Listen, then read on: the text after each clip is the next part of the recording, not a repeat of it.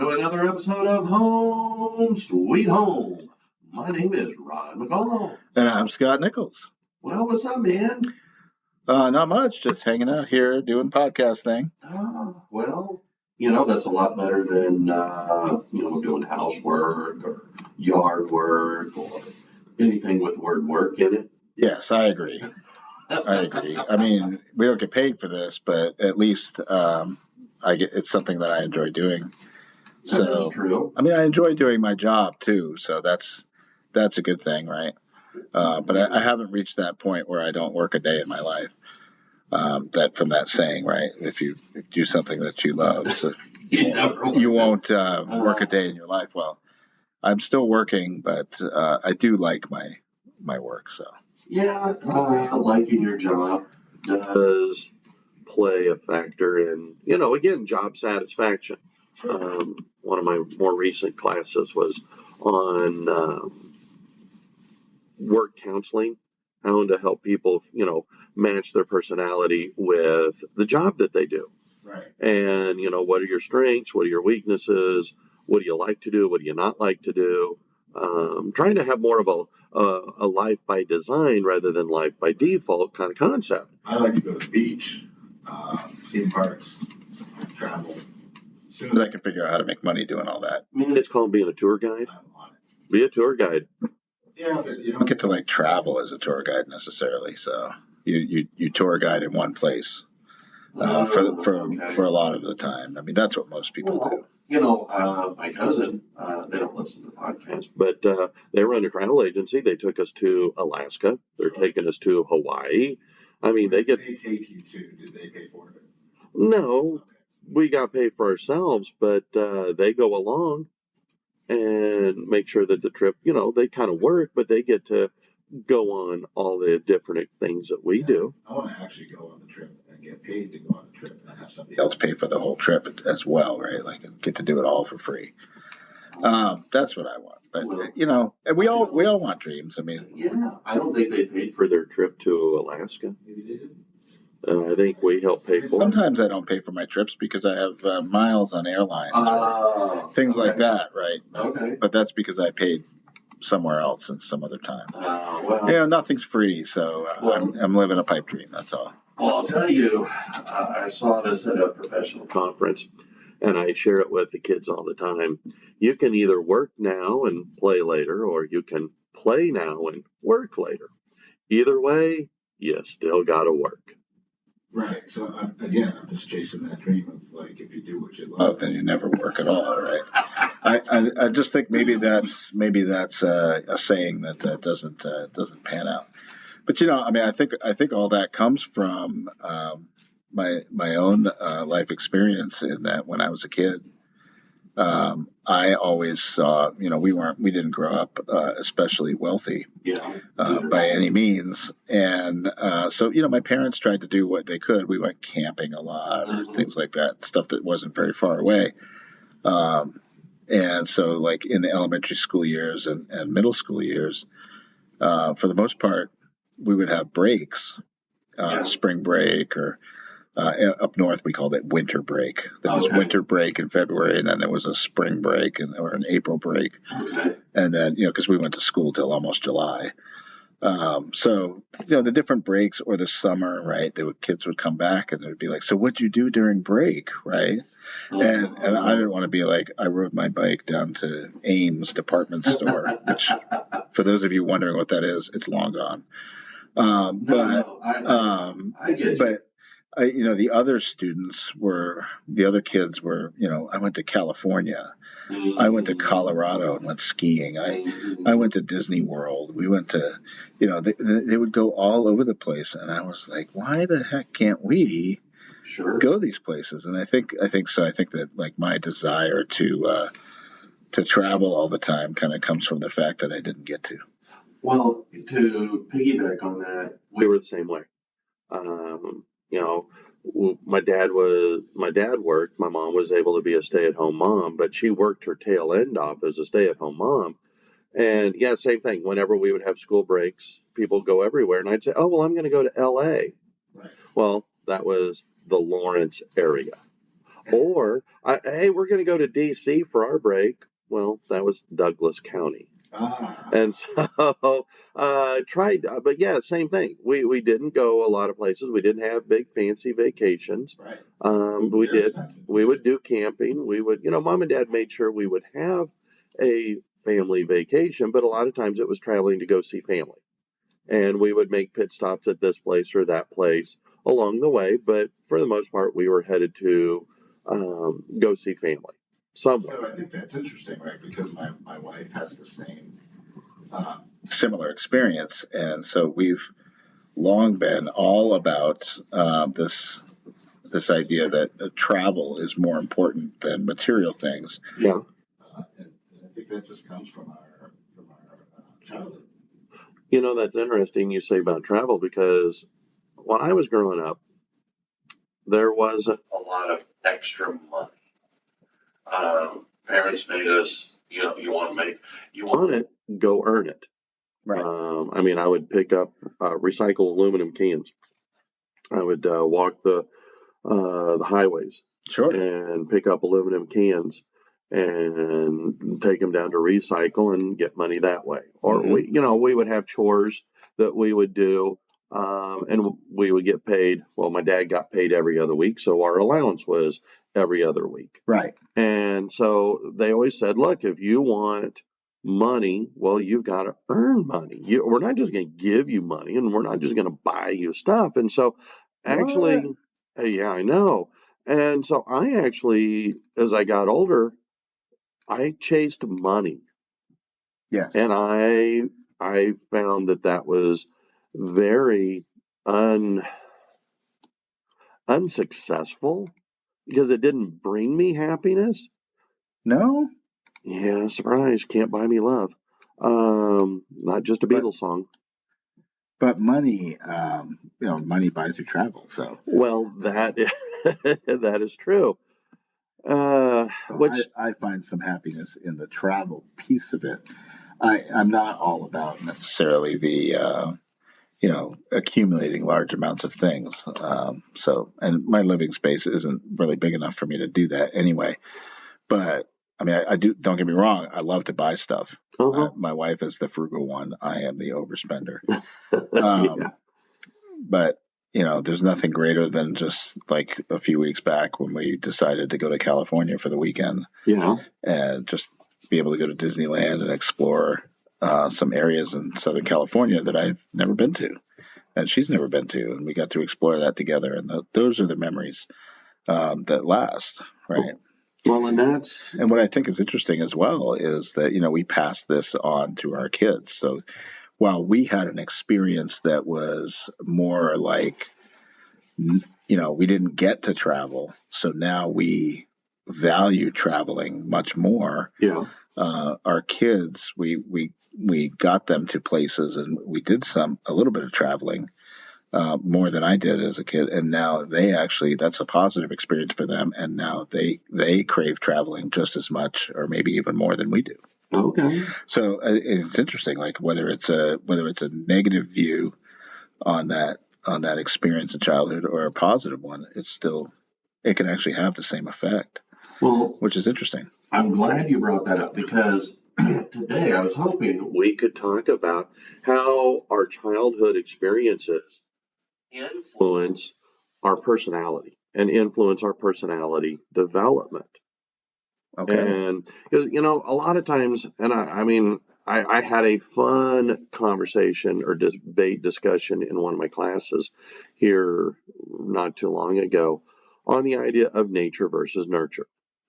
Okay. And in this the article I'm going to refer to came from That Psych Nerd, and it was titled "Childhood Behavior May Explain Personality Development." So that's where this is coming from. And in there, in the article, but also in my class, how much of our personality is based on our biological origins and our, how shall we say, our environmental influences. I think that's like an age-old. Yeah, what came first, the chicken or the egg? I think back to the old the old movie, the early '80s of Trading Places with Eddie Murphy, right? Yeah. Dan Aykroyd. And the test there was, can you, if you put this person who's a homeless person in a different situation, do they act different? Yeah. Do they do better? Do they produce? And what happens to the person who was in the great situation that's now in the homeless situation? Does it? And it's very interesting that environment piece. How does that affect us? Well, I am more of the mind that the environment plays a much larger role in shaping our personality. And I think there's a lot more science that goes into the idea that our environment can play a much better role in helping shape our personality than our biological beginnings. Well, I think that's definitely true, right? Like we teach, and because we're government teachers, right? We teach about political socialization. But if you think of socialization in general, leave politics out of it, which is always a good thing to do in this country. Right. If you want to get along with people, we can just leave the politics aside for the moment and think about just the socialization piece of that. And I am not a psych major. I don't know these things, but if I just think about it as an average person, and I think about a baby is born, and you're not automatically born believing a certain way or necessarily acting a certain way, right? Babies learn by mimicking what other people are doing. And I think that progresses all the way through like teen years and into maybe even up to 25 years old. As they say that around 25 is when your brain is like fully matured. And I've even seen some studies that say 27. I don't know when it is. Right. No, most that I have read is 25. Right. Regardless of that, it's we as humans tend to mimic other people. Yeah. And that's how we learn. That's how you learn language. Yeah. Right. That's how you learn how to act in certain situations. If you are put at a table and you have certain setup of silverware, and you know which ones to use, like you always do that. So we definitely do learn things from whatever environment we're in. No, and I think that's kind of what they're saying here with this article, which is maybe it feeds to my predisposed beliefs, but the idea that things that happen, in our early childhood life has a traumatic influence on how we are as an adult. And, like I said, a traumatic or a dramatic? It can be either. Okay. It can be something traumatic. It could be, oh, cried out loud, a tornado come through and wipe out your house. Sure. Or it could be something as traumatic as a divorce, or the death of a parent. Okay. I mean, those are highly traumatic events, and you can actually see, that makes sense that they would have a huge impact on us. But it could also be something as dramatic as, okay, one of your parents is in the military and you're having to move around a lot. And you move all over the country, all over the world, and every, 12, 18 months, you're having to move to a different town, a different state, a different country.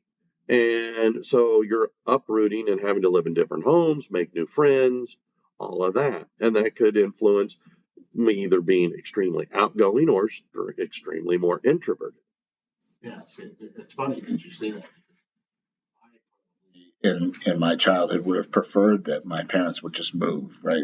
That we would go somewhere else. That I wasn't crazy about where we lived because I wanted to travel. I wanted to go experience other places. So something like moving around as a military family would have appealed to me, though I never got to experience it. So I don't know what the effects of that is, on a person. But it's still.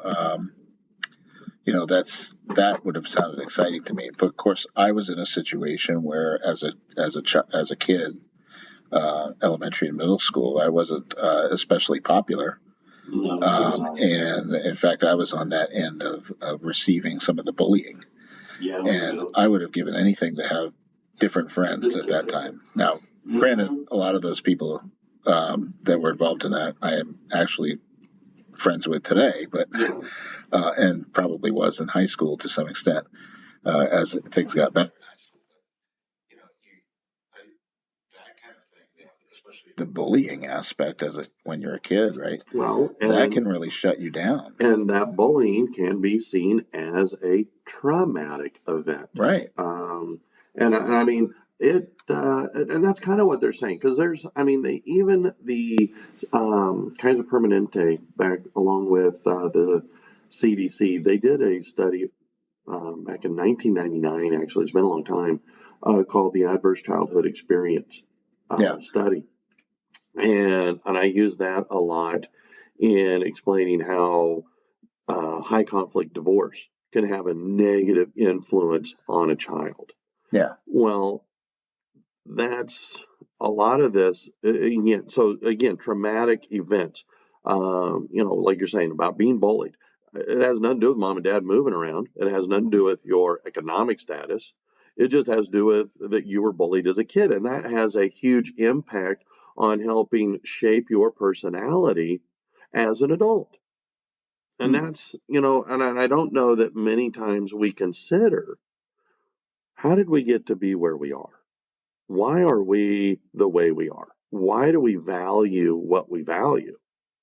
And that's why I like this particular article, is that in understanding how we got to who we are, we can then decide, do we want to stay who we are, or do we want to try and pivot to something different? I mean, if you're not happy with who you are, do you have to stay there? I mean, are you suggesting that I could change my personality?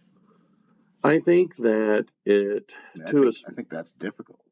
I think it is even not possible at all. I mean, can I really go from being an introvert to becoming an extrovert? Is that a possibility? I think it is a possibility. Or is it just that I really need to be comfortable with the fact that I'm an introvert or an extrovert? I think it can be a little bit of both. And the reason why I say this, when I was growing up, I was afraid of my own shadow. Mm-hmm. If somebody had told me, I might have been afraid of your shadow too. Well, I was a tall, especially skinny, if it was coming to bully me. No, quite the opposite. I was on the receiving end of a ton of bullying activities growing up, because I was a tall, unathletic, geeky, gangly, uncoordinated kid. Wow, were we twins? Could have been separated at birth. I often say to my wife, "Why? Look at the pictures of when we met." Yeah, and like, why did you want to date me? Well, see, I couldn't even get girls to date me. Clearly, it wasn't the visual. Well, I could not. I had a hard time talking to people, let alone girls. And so, I was extremely shy, afraid to talk to people. And my only friends were other shy, geeky, uncoordinated, unathletic people like myself. And we would have got along famous. I bet we would have. And then I had my best friend growing up was as polar opposite from me as could be. He was semi-athletic. He was outgoing. Okay. He was charismatic, would talk to anybody and everybody. Right. And so I rode his coattails through high school. Even though I was a grade above him, I rode his coattails. Well, that's great. And I go off to college, and then I had nobody. I didn't have him there. Okay. And through a decided, decision on my part, I started thinking, well, how was he successful? And I started acting out, acting kind of like he would. And I was in a brand new environment where people did not know me. I had no history, no background, no nothing. And I made a conscious effort to take all those childhood experiences, all that bullying, all that kind of stuff. And I said, that's not going to be me anymore. Okay. And I began to be a little more gregarious, a little more outgoing, taking risks, and I started seeing immediate positive results. And because if somebody had told me when I was a senior in high school that I would be teaching school, I would be doing a podcast, that I would be, all over YouTube with all of my public speaking, that I would be traveling around the country talking to people in large groups, small groups, about, all about divorce and all the stuff that I talk about, I would say you're full of crap. Yeah. So, but it was all of these early childhood experiences that I was able to channel and change. Right. So I say that you don't have to be that. You can change, but is it easy? No. Do you probably needed some help? So potentially. Is it really change, or is it just that you have, like, because of your childhood negative experiences, repressed what was your actual personality, and now that you are an adult and you've kind of put those things, so you like, not that you've gotten over some of those things that were negative, but you've moved past them to a point where they don't matter to you as much anymore. You don't look at them necessarily with pain, but with just an understanding of where you were. And so now you can kind of move past that and actually come into what is your actual personality. Very possible. Entirely possible. Again, I'm not a psych major, so I don't really know. Maybe somebody out there can email us at podcast.homesweethome@gmail.com, and they can give us some insight on that. That would be awesome.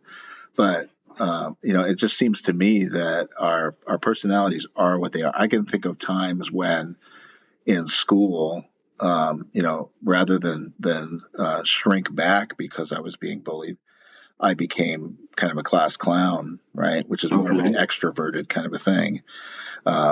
Messing around, making jokes, but that's a way to try to make friends, right? Try to get people to like you.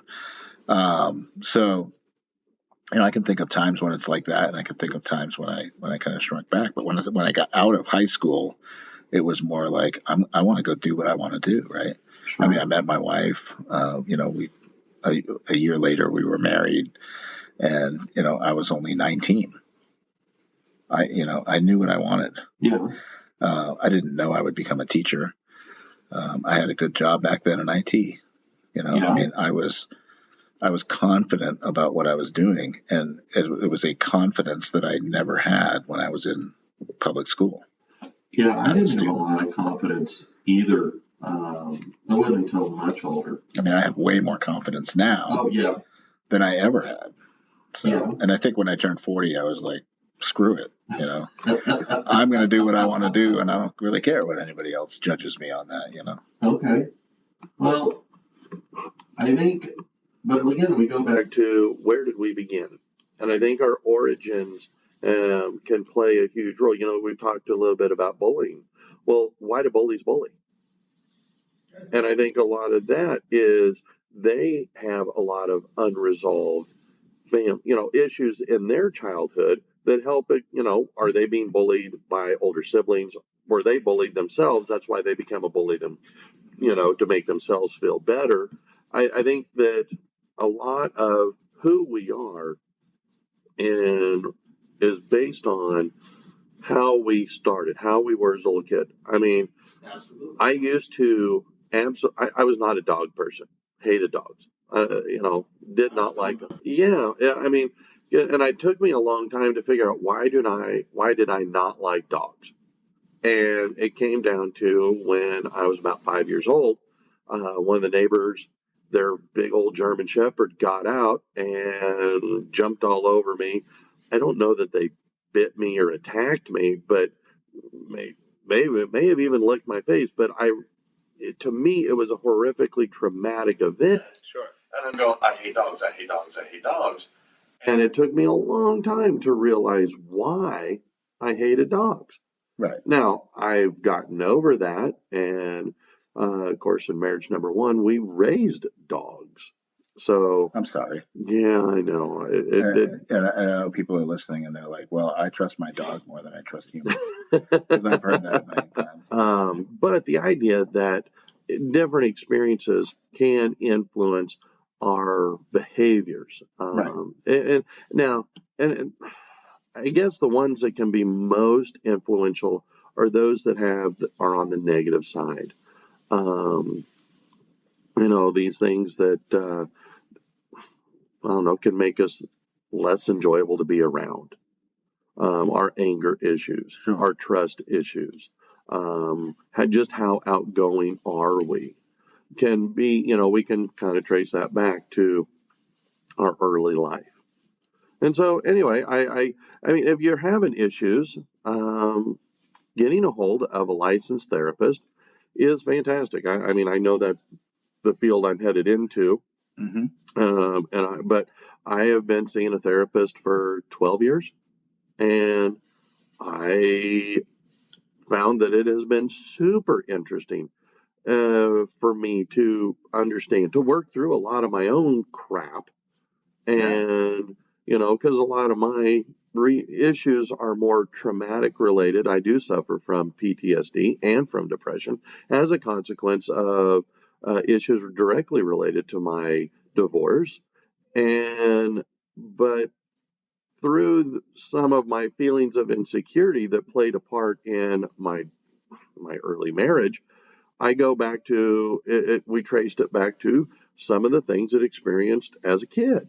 Right. And not that I had a bad childhood, far from it. I was raised with two wonderful, loving parents. I have three sisters that were really great, except for when, they tied me to the tree and made me kiss the neighborhood, the girl next door, which, by the way, when you are 7 years old, that is highly traumatic. Is it?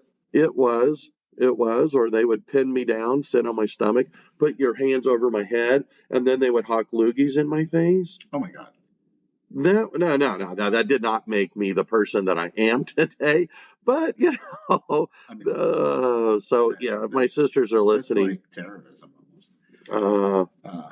Well, I'm sorry. but those are just sibling kind of things. Sure. But like I said, I had a great childhood and a lot of great memories and experiences, and I don't know that I would trade it for anything because it made me who I am today. Exactly. And I agree 100%. Even, those things I went through, that's who we are now. And I like who I am. Now, maybe there's people who don't necessarily like who they are. Yeah. Right. And that's fine. I 100% agree. I recommend to people all the time, you just need to talk to somebody. Mm-hmm. Right. You need to talk to somebody who is trained in how to listen and how to respond and help you through your issues. And so I think that is so important. I mean, I am not a psychologist, a psych major. I'm just a person who went through some stuff in life and I hope has figured a little bit of it out. But when those things arise, I mean, you got to talk about it. You can't keep it inside because it will eat you up. And that, too, can be part of how your personality developed. If you never addressed them, if you never dealt with it as a kid, as a teen, as a young adult, then as a full-blown adult, take a look, take a step backward and investigate. I mean, again, it's not bad parenting that it's not all one thing. And so as a result, I mean, now maybe it is bad parenting. I don't know. But I'm just saying that all of these things that we went through as a kid have an influence on us as an adult and shaping who we are and how we see and engage the world. Exactly. And I don't think I have any more to add to that. Okay. I think maybe that's a good place to put a pin in it. To put a pin in it and say, if you need help, find it. Find it locally. Find that person you can talk to, or if you can't find something locally, go to an online source. Telemed. So many different options, and oftentimes insurance covers these topics, these services. Amen. So. Well, then I'm going to take my childhood stories home and we'll call it a day. All right, just don't repress them. Keep talking. All right. Well, then until next time, I'm Rod. And I'm Scott. See ya. Bye-bye.